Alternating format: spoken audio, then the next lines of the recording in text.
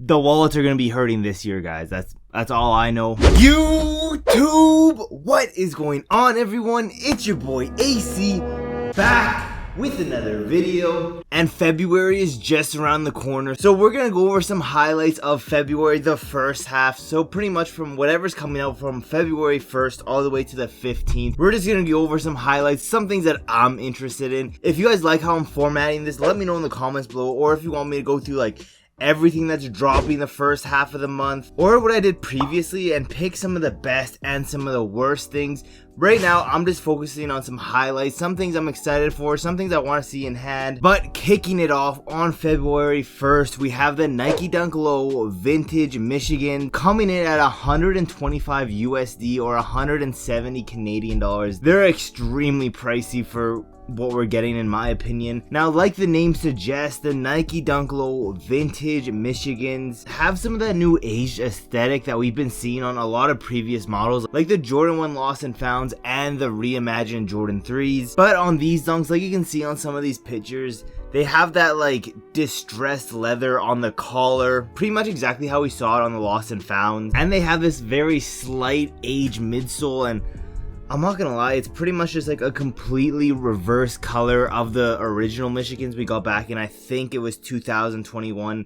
Pretty much just flip those colors around. I'm not too sure how exactly I feel about it. I just know for that 170 price point, these things better be the most comfortable normal dunk lows I've ever felt before, because raising that price point that much just for that vintage aged look, I don't think it's worth it. I'm very interested what these are going to look like on foot, but I'm not going to lie, I could also see these sitting everywhere. And yeah, I'm not going to lie, that was probably the weakest entry in this whole list. Definitely not the most exciting pair, but trust me, the rest of these lists, in my opinion, are just straight bangers, and some of them are a must cop. But let's move over. Also dropping on February 1st, we have the Nike Air Force 1 Low Year of the Dragon. Again, coming out February 1st, dropping for 135 US dollars or 180 Canadian dollars. And I'm not gonna lie, this whole year of the Year of the Dragon, all the shoes that Nike have been doing have been pretty great. I'm not gonna lie. If you guys can see in the background, I do have the Jordan 1 Low OG Year of the Dragon. I did a full review and everything on that video. I highly suggest watching that video. Of course, I had to get the personal pair, and I'm not gonna lie, these might be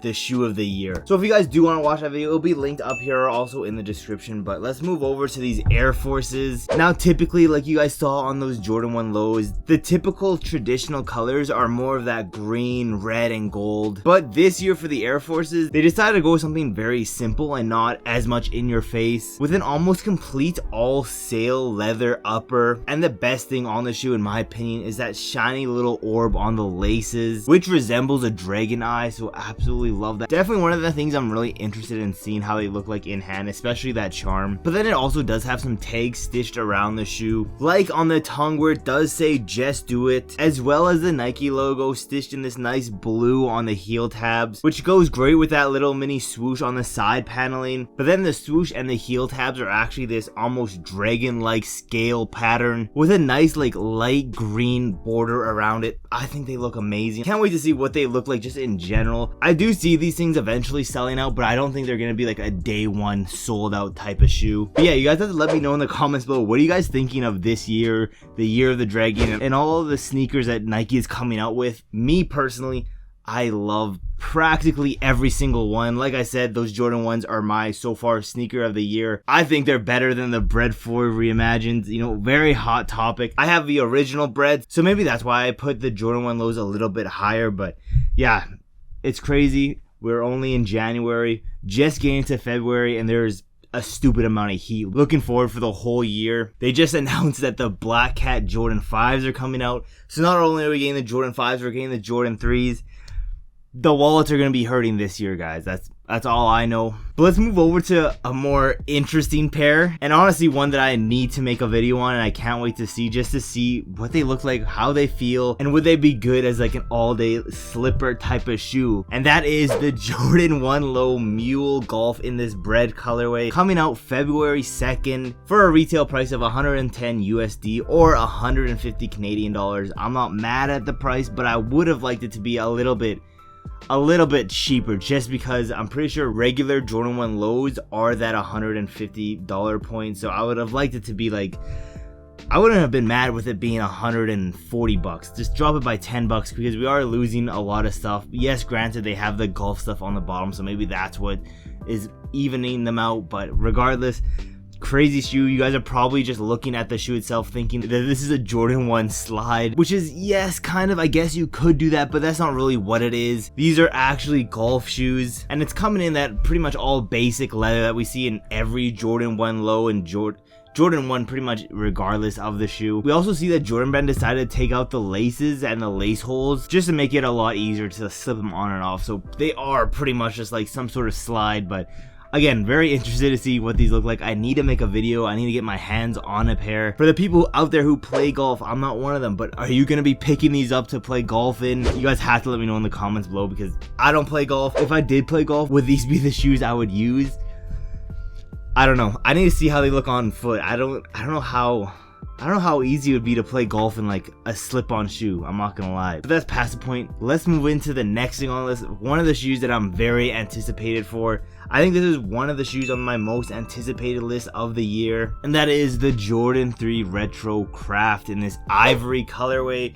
The poor man en ma manières, coming in February 3rd for the retail price of 210 USD or 180 Canadian. Now, recently the crafts haven't been getting that much love. We've seen a few craft models and they haven't been doing the greatest. I think I have the newest craft release from Jordan Brand, which is the medium olive Jordan 4s.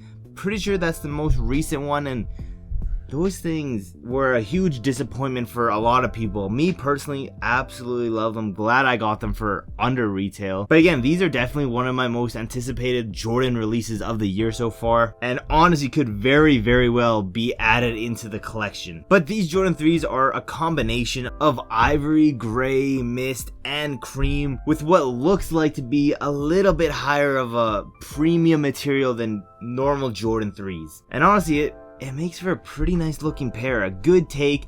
I'm happy for them. Again, the poor man en ma manières is what a lot of people have been calling them. There's only a few things I'm not too happy about, but we can see that there's like a translucent heel tab with the Jumpman Air logo and the Nike Air logo, kind of like the Fragment 3s. I'm not mad about that. I actually kind of like that, but the thing that I'm not too sure about is on the tongue. You can see there's like 2 Jumpmans per tongue, so 4 Jumpman total.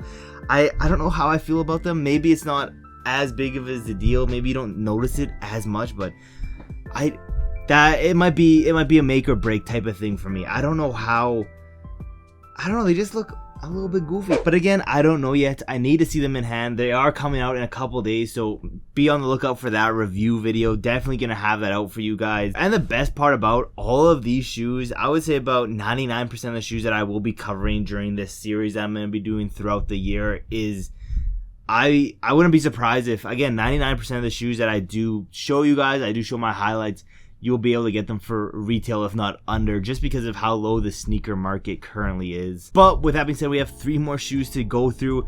2 of them we're going to combine into one because they are a pack. It is the Nike SB Dunk Low City of Love pack. And like I said, there is 2 colorways to this pack, but they are pretty much the exact same, just a little bit different materials on each pair and a different colorway. One is this nice maroon all colorway, and I think it's more of a leather and a mesh material, which the other one is this nice cream material, and it's an all almost like a satin colorway. It looks very comfy, I'm not gonna lie. But deeply rooted in the East Asian culture, the red string of fate is the belief that everyone's pinky finger is tied to an invisible thread, one that just leads you to your destined person, pretty much just a fate type of thing. And the thing that I love about SBs is that we can see they clearly paid homage to this, as we can see through countless things on the shoe. First, it has a nice print on the insoles visualizing this, showing 2 hands connected by said cord. Also shown on the label of the tongue of the SB logo, it has a little red cord wrapped around it as well as the bottom. The stitching on the bottom is all red on, I'm pretty sure, both pairs. And again, this is why I love SBs, because 99% of the time the storytelling on them is amazing when it comes to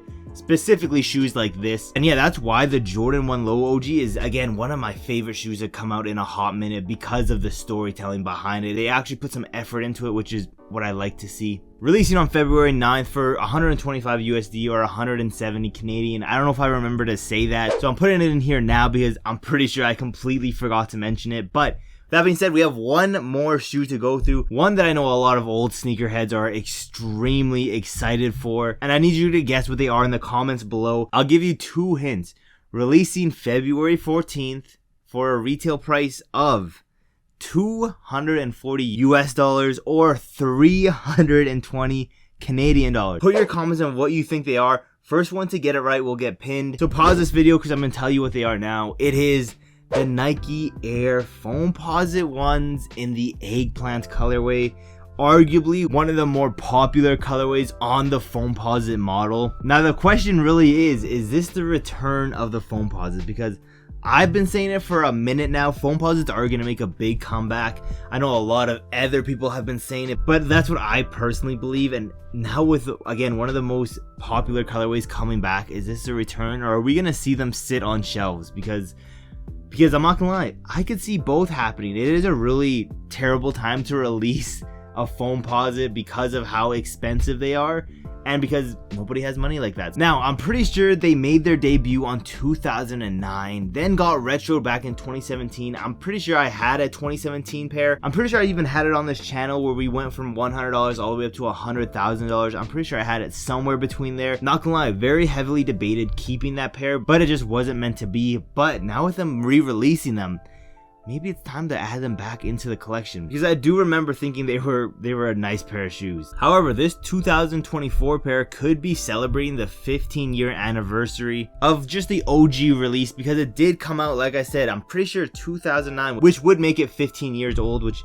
pretty crazy to think about that 2009 was 15 years ago. But to be honest, I'm still waiting for when they release the Galaxy Foamposites, because there's no way those things don't sell out immediately. Those are a lot of people's grail shoe, not just Foamposites, just in general, and I can see why. But yeah, you guys have to let me know in the comments below, did I miss anything that you guys are looking forward to this first half of the month, or did I pretty much cover it? What are you looking forward to the most? Because I would have to say I'm looking forward to most likely those Jordan 3s, but those Jordan 1 Low golf shoes are right behind it, just because I would love to make a video and I just want to see how they feel and all that stuff on foot. But Jordan 3s are probably my most anticipated so far. I'm a little bit worried of how they're gonna look though, but I guess we'll just have to wait to see. But again, make sure you're subscribed with those post notifications on so you never miss any of my newest videos. That Jordan 3 video will be out very shortly after this one. Thank you guys so much for watching to the end of the video. It means so much to me. Don't forget to like, subscribe, and turn on those post notifications so you never miss any of my newest videos.